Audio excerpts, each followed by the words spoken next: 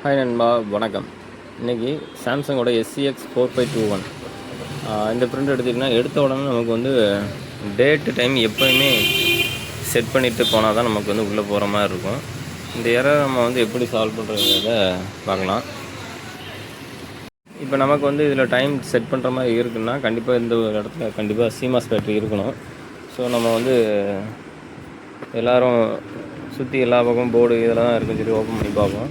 ஆனால் இதில் CMOS battery எதுவுமே நம்ம வந்து கொடுக்கல. இந்த CMOS பேட்டரி எங்கே லொக்கேட் ஆகிருக்குன்னா, இப்போ பாருங்கள், இது டேட்டா போர்டு, இதில் வந்து இங்கே தான் கனெக்ஷன் போகுது. இந்த டிஸ்பிளே யூனிட், அதாவது கண்ட்ரோல் பேனலுக்கு அடியில் நமக்கு வந்து லொக்கேட் ஆகிருக்கு. இதை ஓப்பன் பண்ணிட்டு உங்களுக்கு நான் ஆட் பண்ணுறேன்.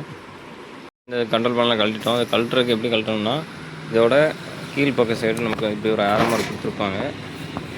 இதில் வந்து ஒரு ஸ்க்ரூ வச்சு குத்துனீங்கன்னா மேலே டாப்பில் வந்துடும். நம்ம இப்படி எடுத்துக்கலாம், ரெஸ்ட் எடுத்துக்கலாம். இப்போ இதில் பார்த்தீங்கன்னா இதுதான் நமக்கு CMOS பேட்ரி.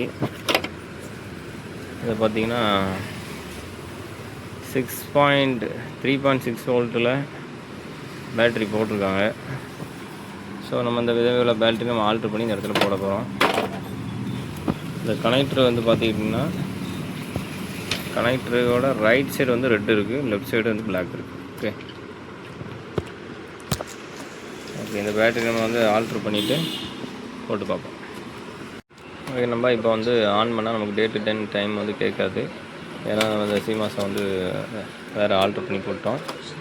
இப்போ பார்த்திங்கன்னா ஒரு வாட்டி பவர் ஆஃப் பண்ணிட்டு ஆன் பண்ணுறேன். பவர் ஆஃப் ஆகிட்டு இப்போ ஆன் பண்ணுறேன். பாருங்கள், டேட் டைம் கேட்காது. எப்பயும் செட் பண்ணுற மாதிரி ஃபஸ்ட் டைம் செட் பண்ணி விட்டிங்கன்னா செட் ஆயிரும்.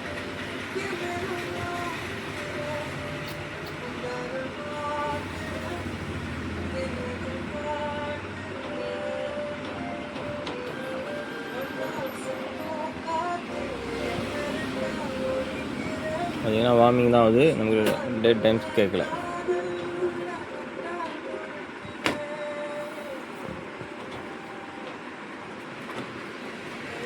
டுவெல் CMOS வந்து போட்டிருக்கோம். பார்த்தீங்கன்னா ரெடி மோடில் வந்துட்டு.